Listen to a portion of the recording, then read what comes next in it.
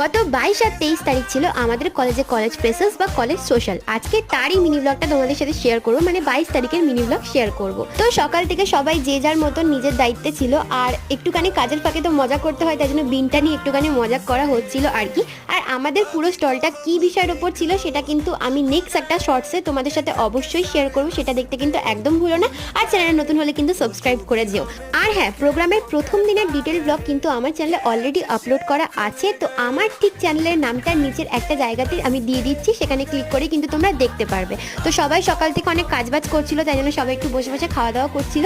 আর এদিকে আমি আমার স্টল সামলানোর দায়িত্ব ছিলাম, মানে একটুখানি যারা জাজেসরা আসছিল, স্যাররা আসছিল, তাদেরকে বোঝাচ্ছিলাম।